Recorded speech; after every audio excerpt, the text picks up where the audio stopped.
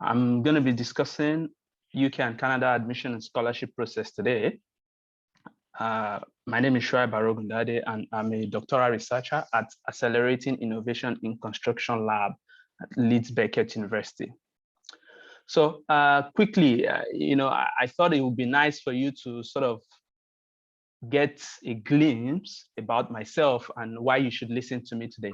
And, my story is similar to the one engineer Muritala actually said, because it took me 9 years before securing my first scholarship. And I would imagine that there are some people who are also in my shoes in the seminar today. So I would say, don't lose hope. Help is just around the corner. And that's why you're here today. So, so far, I've been able to attract about £100,000 scholarship in both UK and Canada. And over the years, I've secured admission that I can count more than I can count in UK and Canada, most especially in the UK. And currently, I'm undergoing a funded. So that's just a brief about myself.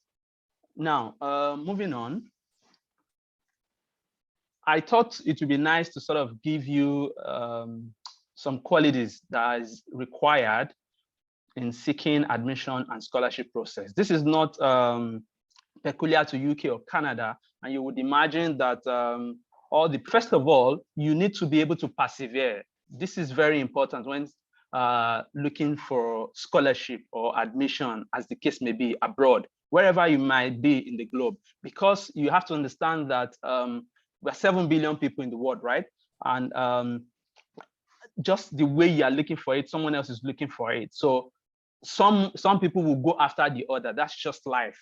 That's the process. Some people will go after the other. So if yours is not coming now, you have to be able to persevere. And that leads me to being consistent. So if you are not consistently looking for it, right, you won't know when it's time for you to get it.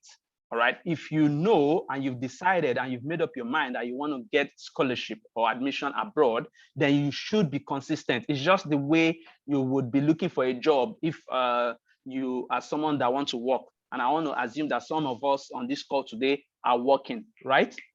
So consistency is quite important. Like I said, it took me 9 years. And patience, of course, you have to be patient. Engineer, Dr. Wood, when you are going through the admission process, you need to read through everything. All right. Sometimes you miss one step or two steps, and that's it.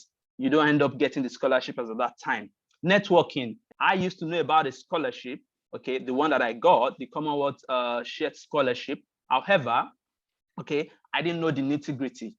Okay, I missed a step. And what was the step? I wasn't patient enough to get through the whole what it entails, right? So over the years, I was skipping it. But when I spoke to a friend, networking, right? And I said, oh, I know about this. He said he got it. And I'm like, how did you go about it? And he told me, and I was like, you don't mean it. He said, yes. And I'm like, wow, just one step. I missed just one step. And it costed me, right? Resilience. You have to be resilient, okay? You have to ensure that, you keep going until you get whatever you want. You can't give up. Okay, and you must have the right mindset. Some people will say, well, I don't think this is for me. You try once, you try twice, and like, I don't think this is for me. Or, okay, let's just try it again. They won't give me the scholarship anyway, but let me just try. See, you have already knocked yourself out even before applying for that scholarship. So you need to have the right mindset. You need to be positive. Second, and lastly, you need to trust in God. You need to trust in Allah. Whatever you believe in, you must trust in it, because this world, like I mentioned earlier, life is in stages, life is in process. So your time is going to come. So you have to trust in that higher being, whatever you believe in, you have to trust in it. And at the right time, okay, I also believe that, the fact that I missed a step and all of that, my time, it wasn't yet my time. And it's the same thing. And you have to trust in that higher being. So UK and Canada postgraduate degrees, right? I thought it would be nice for us to quickly break down these degrees, because people get confused. When you are looking for scholarship versus when you want to be self-funded, right? Some things are quite different. And in the UK, we have what we call MSc and MRes. MS is Masters of Science, MRes is Masters by Research. So for Masters of Science in the UK, you can get funding for it, right? Also for Masters by Research, you can also get funding for it, right? So, but most of the funding available in the UK is mostly goes to Masters of Science, because so that's what they call postgraduate thought. All right.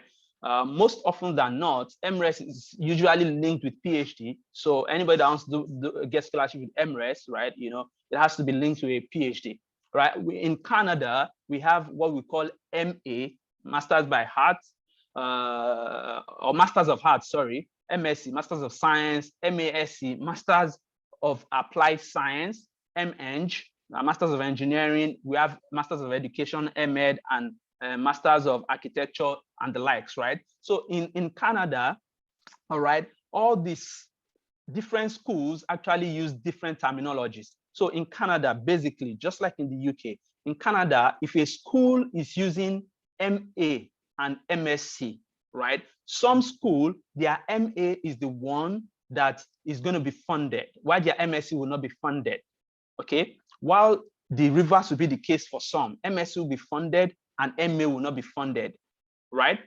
Some schools, they use MASc, right? And MSc. So some schools is their MASc that will be funded and their MSc will not be funded. You can see that there are technicalities to this thing. And so that's why I like to tell people that, you have to be able to study the school, and like every other person I've said, study the requirements, know what you're getting yourself into, okay, before you then push. You don't want to send an email to a professor, okay, your prospective supervisor, and you don't know what you're talking about. You say, oh, I want to do MSc, and I would like to understand if you have funding. However, probably in that school or in that department is their MA that is being funded. You see, you can see that there's a disparity. So mere saying that, you've already shot yourself in the leg, no way out. So also for PhD, we have PhD as Doctor of Philosophy, we have engineering doctorate, we have education doctorate. Again, this is similar in the UK and Canada anyway, but also some engineering doctorates are funded, okay? Some are not funded, okay? PhD is funded, education doctorate, they are funded. So I hope that clears that.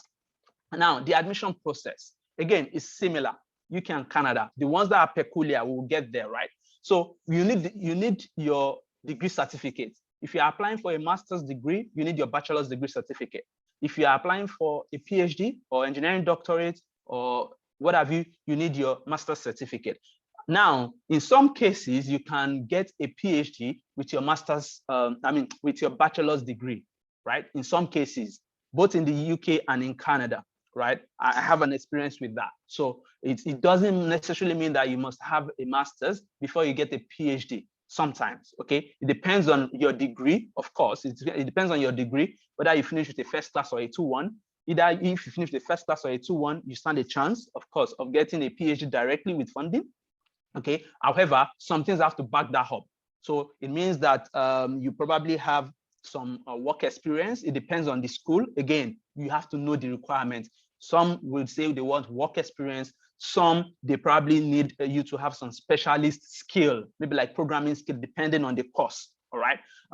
Moving on, we have you need your transcript. So if you have a bachelor's, then you need your bachelor's transcript. Okay. You can't do anything without your transcript if you want to apply for either admission or scholarship abroad. You need your high school certificate, right?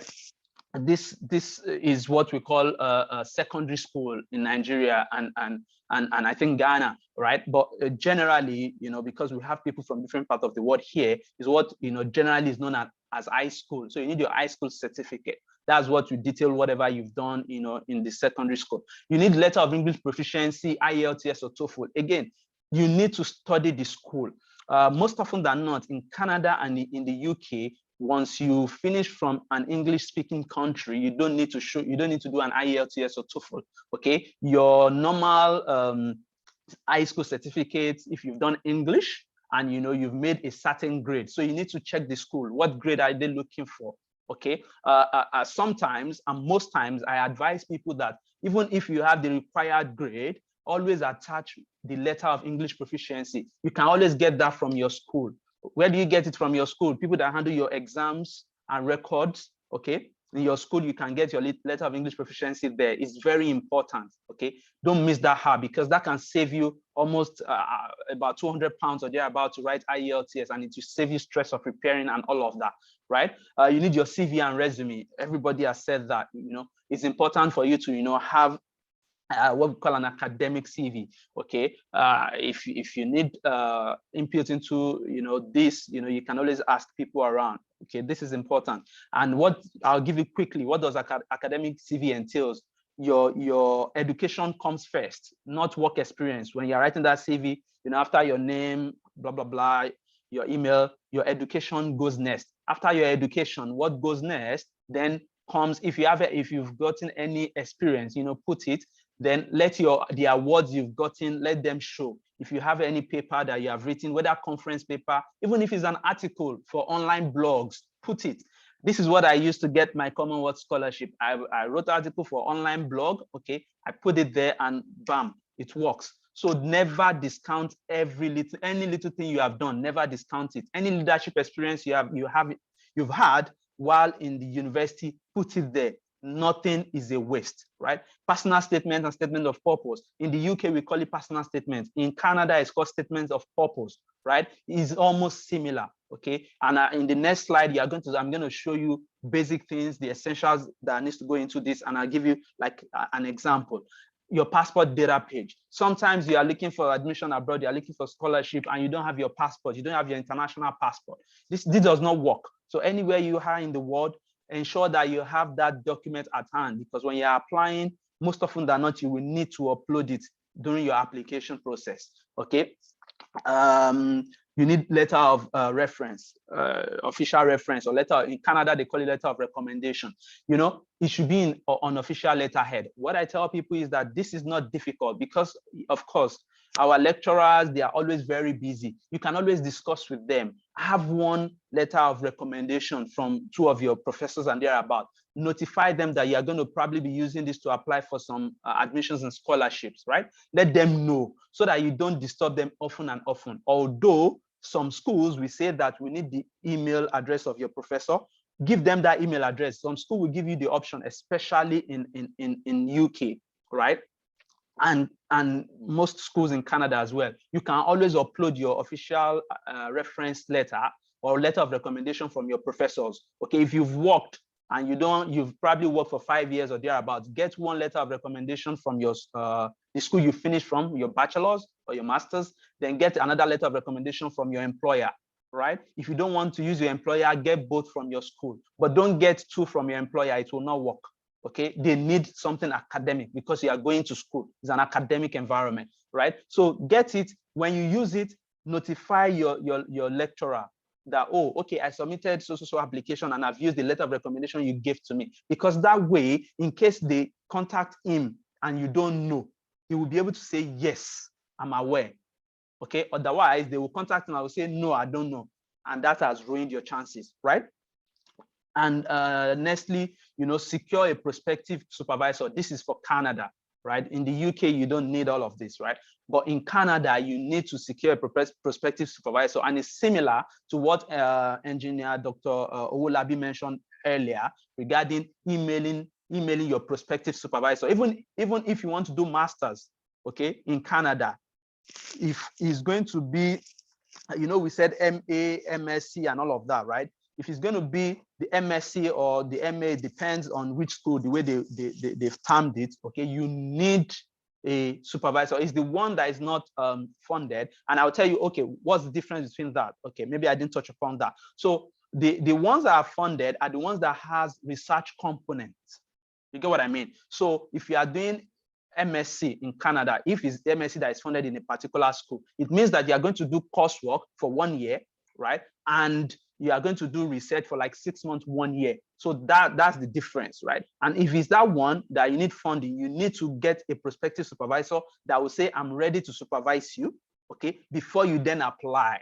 Because like I said, it's similar to what operates in Canada. So once you get that, unlike doing expression of interest, you don't do that in Canada. what happens is that you just go straight and submit your application, all right?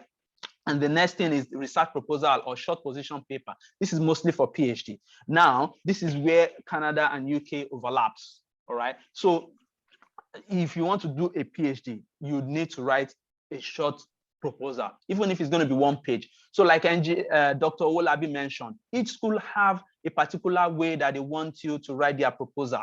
So check. So once you've seen it, put it in that format and send it to your prospective supervisor. This is what I advise people. Don't submit your application directly without your research proposal going through your prospective supervisor first, except if in rare cases the application is supposed to close maybe tomorrow or in 1 week and you can't get response. But if you have ample time, which I believe you should start looking for these things early. Send it to them first, because what it does is that they can easily assist you to tweak it, to say no, change this, change that. This assisted me, is a long story, right? But this assisted me when I was trying to get into New Zealand, right? It was the professor that went through my proposal. Then he fine-tuned my proposal for me. That proposal that he fine-tuned for me, if I tell you how many applications or how many admissions I've used it to get, okay, this is the benefit of experience, because he's a professor, he knows what they are looking for. So that's why I keep telling people, do that first, right? Sometimes they won't ask for proposal, they'll say just short position paper. I had a supervisor in Canada, although I didn't end up going to Canada, right? But I had admission, I had funding there. So she said, just give me a short position paper. Guess what I did? That research proposal that I've been fine-tuned, I picked some things out of it because she said I needed just 1 page. I just picked some things out of it and I put it there and I put the references and bam, that's it. So this is very important. Next up, this is SOPs and personal statements or essentials. What are the things that needs to be there? You need to tell them who you are, what you want to study, your background, plus the reason you want to apply for that course. You need to infuse your skills and strength. You need to show your research interest, and you need to put your long-term goal. On the right-hand side, I've put 1 paragraph sample. Okay, I extracted this from one of my personal statements, right? And I know that you might probably not be able to read it that much, okay? But if I will quickly just glance through it, I said in recent time, man is being faced with so many challenges, especially regarding environmental issues, which are constantly being put under pressure by activities of human beings and natural occurrences. See, I've looked at the whole world view. Okay, you need to situate your research in that context. All right. Then what did I do? I tried to link it into environmental engineering program that I want, and I also then linked it into my bachelor's research that I did. So basically, that's all you need. And of course, that's just 1 paragraph. Okay. My personal statement is about 4 or 5 paragraphs, right? So we can go into details of that later. Then this is research proposal essentials. Okay, like I've said earlier, look for what they want. Okay, and sometimes some of them will say put expected outcome. That's why I said it's optional, but every school will have their own process. All right, this is also a 1 page that I just picked out just for you to see. You need to put references. Sometimes I read some proposals and I'm like, what are you writing? You need to show that you've done some work. Okay, not detailed work, but you've done some work. Put references. Reference well. Okay, they need to show. What proposal does is that's not like engineer you will work on at the end of the day, right? It will change, but they want to see your academic writing skills. Okay, they want to see how can you put your thought process. Okay, they want to see it in that proposal, right? Then scholarships. This is UK scholarship. We have tons of scholarship, but what I want to highlight here, okay, because people feel that UK does not have scholarship. However, UK has scholarship, but it just come in different form and shapes, right? And again, the country you are in matters. So you need to be able to look at universities, go to their scholarship page and look at which scholarship fit into your country. So sometimes, like for instance, I'll give you a quick one. British Council Great Scholarship. This scholarship is not offered in all schools in the UK. It's offered in some specific schools, and it's not offered to all countries. It's only offered to some specific countries. Okay. So also university have scholarships. Okay. You need to go to that university to be able to see that Sometimes it's the course. Maybe you want to do accountancy and they have just one scholarship. I mean, it could be you. If you see one scholarship, don't think, oh, there are 100 of you that will apply, I won't get it. It might be that you are the only one that will apply and you will get it. And sometimes get admission first. Okay, when you get admission first, sometimes the department will then send emails to those students that have admission that, oh, there is this scholarship that you can apply for. Sometimes they will even cherry pick and say, you qualify for so scholarship, apply for it. But if you don't have admission, there is no way you will know. Same thing for PhD. PhD, what I will quickly say in this PhD part is go for advertised projects. When you go for advertised projects, you can't go wrong. Okay, there are lots of that. Again, don't box yourself in a corner to say that, like me, I want to do PhD in waste management. Okay, maybe advertised project is in construction management. My brother, just put yourself there, do it. By the time you finish, you can face your waste management. All right, the skills and experience is what you need.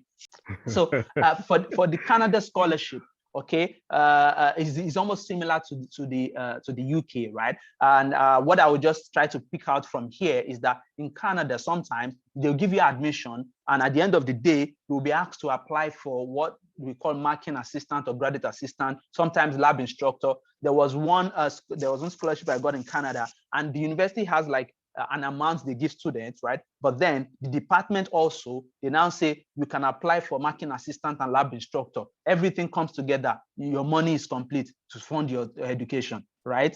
Same thing for PhD. You know, we've said that for the UK is similar. And another thing for the PhD in Canada is that when you get into the program, okay, sometimes you will then see that you qualify for another you then see that you qualify for another scholarship, and that way you will be able to then get the scholarship that you so desire. So what next?